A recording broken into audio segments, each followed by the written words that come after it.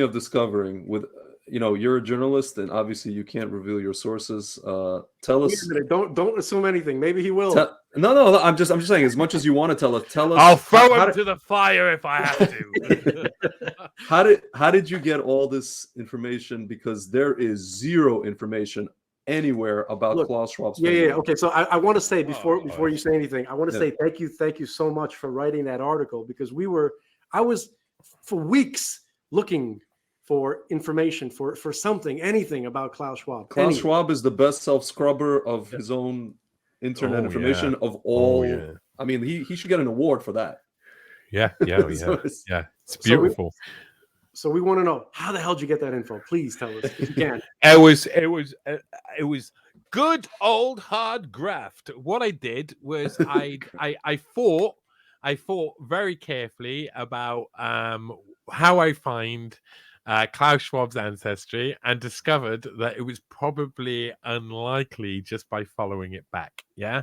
So if I go to Schwabia or Oberschwabia in Germany, and I was to look at all of the records of people called Schwab who lived in Schwabia, I would be, it would just go on forever. And there was lots of people who would put out like, oh, he's a relation to the Rothschild, he's a relation to this, and there was nothing that was confirmed. And I decided it's best to go the other way, basically. First of all, I spent probably 6 weeks. It took probably between 4 to 6 weeks to definitively confirm who his father was, and that was partly every day going through Swiss newspaper archives, German like legal archives. The Swiss newspaper archives were a gold once I had was looking for a Schwab. You actually went to Germany and Switzerland, or you did this? No. Okay. Yeah, there's loads of it's just been put online. Yeah. Of course, I mean, what I had to do is make sure that you just got your translation tools open all the time, and I'm just constantly copying and pasting and typing and copying and pasting and translating things and then putting them back in and seeing what I get. And so I spent a load of time searching forward instead of going backwards. So I went first to all the Schwabs that were up north. There's a very famous elite Schwab family up north, Stephen Schwab the first and Stephen Schwab the second, I think it is, and some others. I think they may be Frankfurt family or something like that. And so I wanted to see if the elite place was the best place to start off. Went forward, found no direction to there, and I just kept doing that. I just kept going through every single Schwab I could find, and after a while, if you do that and if you've got the ability to do that for like over 5 days, you suddenly know every single variation of Schwab, where they live, and you're like, no. And so after a while, I'd got to the point where I had just like, it seemed there was one character that kind of like, there's always a certain amount of things that happen before you find the real evidence, and the end point was the definitive, like finding 3 points, but one is amazing, was a Swiss legal document that was named Klaus Schwab, his brother, his mother, and father. And it was not even labeled. There was no search results.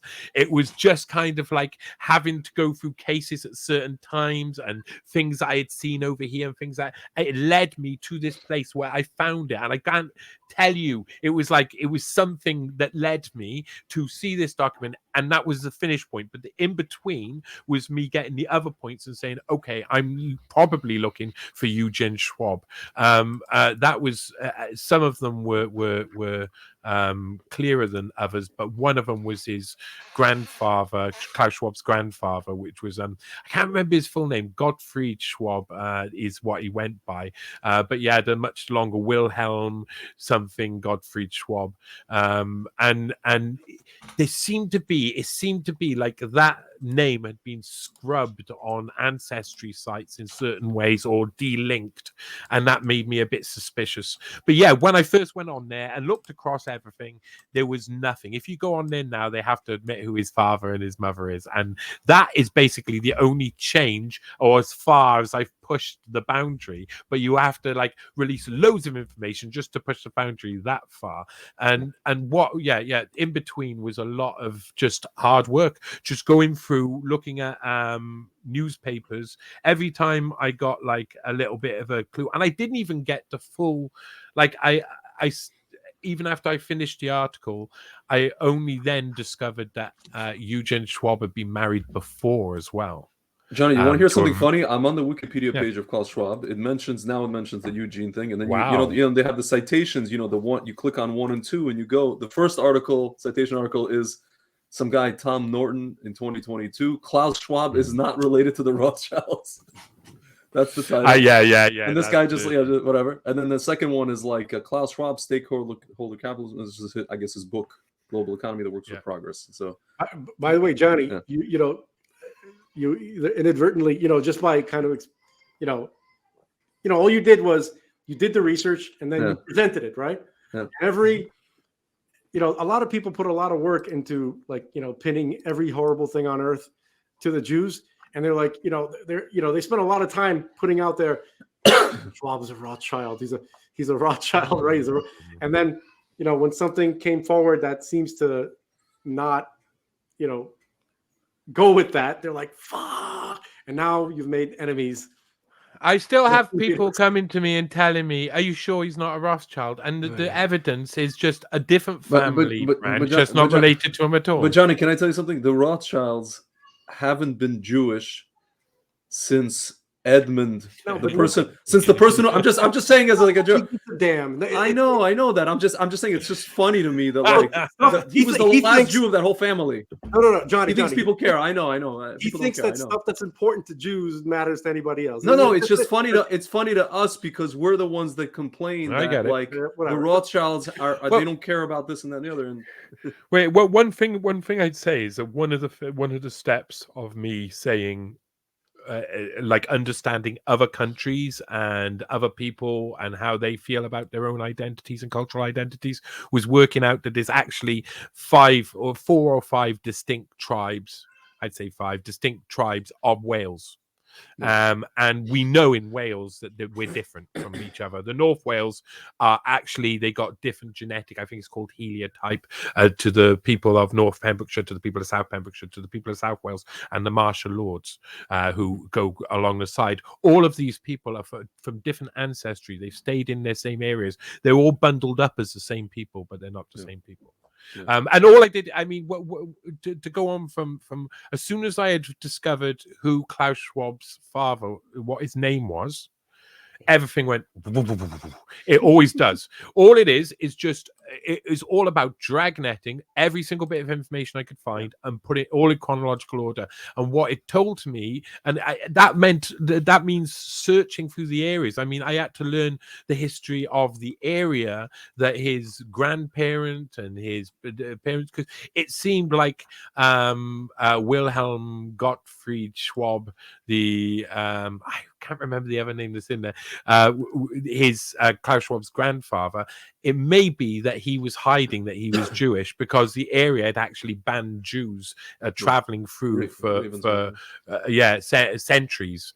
The whole of the area, I think the whole of Schwabia or Baden-Württemberg or that area was a kind of separate realm or separate kingdom where they just put down the laws, no Jews allowed in at all. And that only changed, I think that only changed in about like late 1700s or 1800s. I can't remember really precisely, but the SS were very, very, very thorough.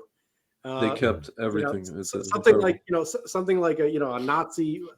I forget what you called. The model company, right, of Nazi Germany. Nazi model company. Escher Wisse. Yeah. So stuff like that was vetted quite well because the more I learn about the top echelons of the SS, they were can't relate to these, but they're absolute fanatics. Like OCD. They're without sex. They're They're OCD. without sex. They don't have any type of sexual desire, and that takes away their sense in a way we don't understand. It's like they're almost like able to think outside the realm of one, you know, of being able to let out that frustration. They seem to be something else. They one thing that they, you know, it was very important for them to not have a drop of Jewish blood anywhere in their ranks, especially in the highest levels. To me, that's the main proof, even without knowing too much history about Eugene Schwab, that there's not a drop of Jewish blood in them, because they really went out of the way to make sure that wouldn't happen. That's just my opinion. It's funny now. I'm looking at the Wikipedia now of you know, there's a part that talks about Escher Wyss and Eugene, and then you click on those two links, and it takes you to Norwegian Industrial Workers Museum World Heritage Site, and also they can't bear to put me on there. They can't bear to put my name out and also a Swiss newspaper talking about Klaus Schwab and his father. That, which is like something similar to what kind of you got into. You know what's worse? It's astounding. You know what's worse? It's not only that, you know, you wrote a good article exposing things they wish weren't exposed. Your name is really catchy too. It's like a radio DJ. It's like Johnny Vedmore. You know, you can't forget Johnny Vedmore. Good. That's probably good for me. I wish people would remember me though. Right, like, not like Zelenko. They're like, what? Like, I know what I think they did. These guys, they Zelenko. That's what I hear. You know, I think these people. I'm just Zelensky. I'm looking at these articles. Like they looked at your article, and they probably they commissioned like the most well-respected, you know, newspapers in Germany. See, these are the Aargauer Zeitung and this whatever. All these German newspapers. They wrote like nice, fancy, glossy articles about the family now, and all the stuff is there on the Wikipedia. It's there. It's you push the boundaries. No context. Yeah, I need 15 seconds. I'm hearing chaos. I just need to investigate. I'll be right back. 1 second. Sorry. You won't offend me. Going down chaos is kind of what I like. Chaos is a little baby chaos. Yeah. So so you went and you did this research, but you gave a lot of. It was a lot of context for everything that was going. I mean, you went into like, you're saying that everything pretty much, once you found out about Eugene, everything came with the South Africa stuff and the nuclear stuff and all these kind of things.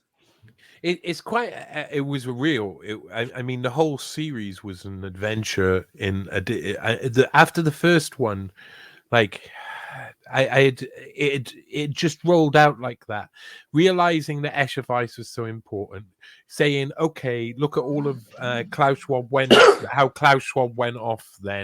Then you can see that his time at Escher Wyss would be important. So investigate that, and then everything just exposed itself. What were they doing? Oh, well, they went through like some sort of Swiss inquiry eventually. This is what Schulze were doing after Klaus Schwab helped with that merger and became central to the merger. Not helped, brought in by the heads of Escher Wyss and Schulze AG to merge them together.